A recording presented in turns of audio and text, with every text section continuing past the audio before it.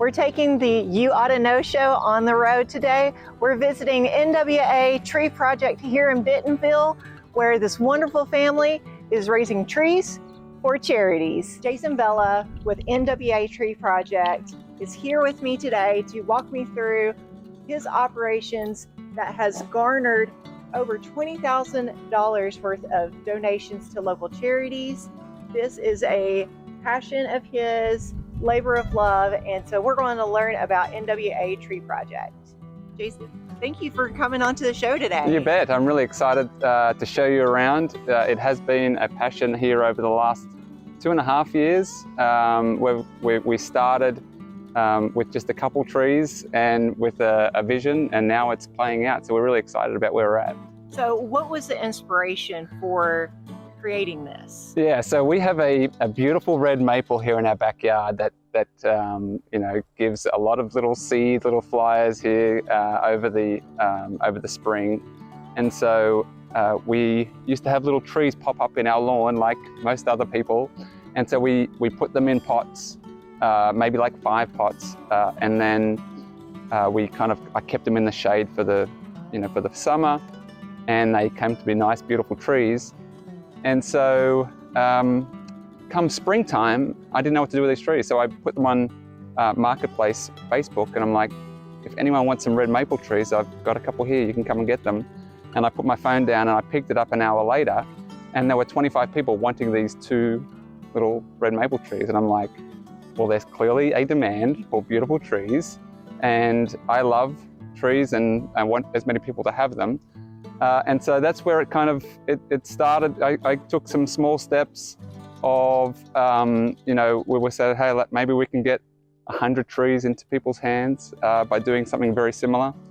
And all of a sudden it kind of blew out to being a 1,000 tree challenge in that first year. So I have an 8-year-old and a 10-year-old who helped me. And that's really kind of what drove us to experiment. And there was a lot of experimentation, a lot of things went wrong. But the beauty of what we've done is we've learned. We haven't gone too big too quickly, and knowing that this is a side project for me, something that I do outside of work hours and outside of my family time, we're really trying to make sure that it's a sustainable thing for the long term. So you said in an email to me that you have sold over 4,500 trees, and they range from $2 to $5. Yep. And that has gotten $20,000 that y'all have donated to local charities. What are some of the charities that these funds have gone to? Yeah, and so an update to that number here is actually we're at 5,300 trees here, just because as we ramp up in the spring here, this is the prime time, right? But when we actually started this project, we had no ambition to be selling any trees. We just wanted trees to be out in the community and making our community beautiful. And my brother actually suggested, hey, for people to take care of trees, they kind of need to be a little bit invested. And so maybe just charge them a marginal amount where they are now kind of like emotionally invested here. And so we decided, hey, let's have these kind of very small price points where you completely democratize trees and actually get anyone who wants a tree can come and get one. And so that's where the monetary piece came to. And so knowing that we had no intention of earning money here, we actually give 100% of sales that come through. So any money that comes through our front door goes straight into local charities' hands. And so we are a foster family. And so when I asked my daughter, where does she think we should actually go ahead and donate all of our money to, initially it was Project Zero, and that's still our #1 charity that we give to. Actually throughout April, all of the money that we raise will go straight to Project Zero. But there are a number of different agencies or charities that we give to: NWA Women's Shelter, the Children's Shelter, and a real focus on charities that have the most vulnerable people in our community are at heart. It is incredible incredible what you are doing here and how you're supporting Arkansans here in Northwest Arkansas through this. And to also have your children involved throughout the entire process. So I think right now I'd love to see how you operate. Definitely. And this is all in his backyard. So incredible. So walk us through it. Yeah. Actually, we may start here because this is where it all starts for our trees, for a lot of our trees. So we're kind of building out more and more garden space here. And so what you can see here, or maybe you can see or not, because they are still small, are all of our red buds that we've just planted. And so one of the great pieces of our journey is understanding what it takes to propagate different trees, because different seeds and different trees have a lot of differences. So for example, within the red bud seeds here, what you need to do is as you take the seeds, you need to go ahead and boil them in hot water so that you are able to penetrate that really hard shell that seed has, and then let it sit in that water for a full 24 hours. And then you can come ahead and actually put them in the ground. And so that's, you would never know that if you're just like a regular person wanting to kind of get a red bud going. But that's the journey that we've been down. So we've had a look at the different types of trees and what it takes to actually get them going. And the more trees that we're able to go ahead and propagate ourselves, the more that we're able to make this efficient for us and more sustainable in terms of our bottom dollar, so that we can kind of continue to push this forward longer term. So it kind of sounds a lot like how some vegetable seeds, they need to be soaked before they go into the ground to help speed up the germination process. So that's really interesting that you can do that, similar processes depending on the tree. Yep, that's right. And then the other thing, so if we come over here, we've got where the next stage is of actually potting our trees, which happens around the corner here, but then the actual like keeping the trees alive once you've got them in pots. And the biggest learning that we had was that these trees, as they're small, they need a lot of shade. And so we're lucky to have this large red maple here in our backyard. And you can see that the pots kind of surround this tree here. And so as we get the afternoon sun here, basically everything will be under shade. And so that was a learning that we had no idea on. And so then we go ahead and set up some automatic sprinklers just through some hoses that we have that keep everything going, because to go ahead and water this many trees, it takes you about 30 minutes by hand, which I don't have that time. And so it's about working out how to actually make it, as I say, very sustainable for the longer term. And we feel like we've got the rhythm now as we continue to go.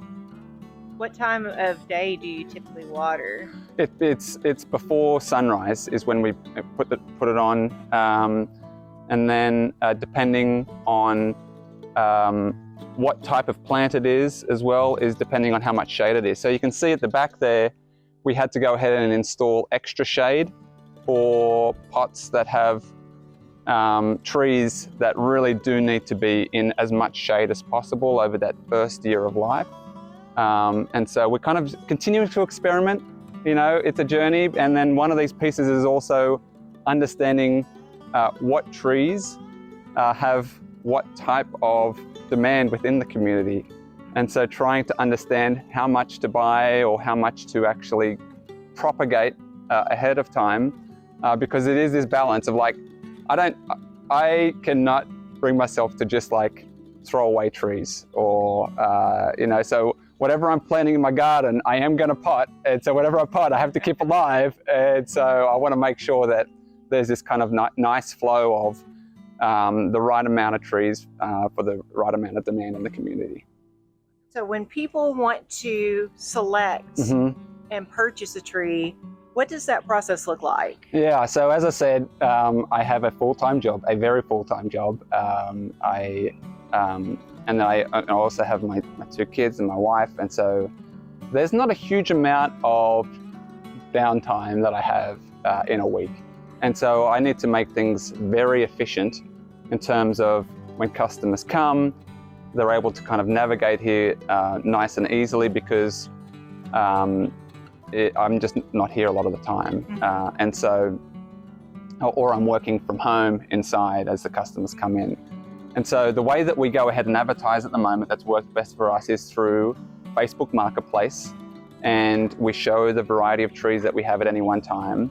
And then they text me with their interest. And then I text them the information in terms of pickup instructions, how to pay, which is just a little black box, or they can Venmo us or write a check. And then I've got everything marked when they come here. And the pots range from about a quarter gallon to a full gallon pot. And they basically just come and select from the trees, and then they pay in the box, and it's a seamless process. And it allows us to do this in a way that when I come home, I'm able to kind of check to see what needs to be restocked. It takes me 5 minutes to kind of get that back up and running, and then it kind of just works itself out. And so it's been a very smooth kind of process that we've kind of narrowed it into. I've got great neighbors who allow this to happen, right? And so I'm blessed in a lot of different ways. Wonderful. Once again, tell us how people can get a hold of you so that they can come and select their trees. Yeah, so if you can just text me, and you can, I tell people just text the word trees to me, if that makes it super easy, to 479-866-9477. And I will send you information on all of the varieties we have available at the moment, the price of each of the trees, because there are some trees that we sell for $2, the rest are $5, and I'll send you the address. And then it's pretty self-explanatory. When you get here, you'll see the trees here in front of the house. You can choose whatever you want. Now is a great time to plant. This kind of springtime, you want to get them in the ground and then keep them watered through the summer, and they'll be great. There are some trees here. I have a red mulberry, I have a weeping willow out the backyard that I've planted here last year, and they're both 6-7 feet high already. Wow. And so some of these trees, even though you turn up, some people turn up and they're a little hesitant because they're used to seeing a 5-foot tree, at Lowe's when they're buying them. But these are healthy trees. They'll be great. They're all for this area. Okay, so even though it gets really cold and really hot, these are native trees. They're tested trees, and so they will be great in this area. So wonderful. And they can also check out your Facebook page, NWA Tree Project. Yeah, there's a Facebook group. And we go ahead and constantly post things out there if there are new varieties that come in. Yeah, so NWA Tree Project on the Facebook group, and you can sign up there as well. Wonderful. Well, thank you so much for all you're doing to keep Arkansas beautiful. You're obviously doing some beautiful things for our state, so we all want to thank you. And thank you for talking and being on today's show. Yeah, I really appreciate the opportunity, and come and get some trees. Sounds good. Well, thank you for joining us for another episode of the You Ought to Know show. Have a beautiful day.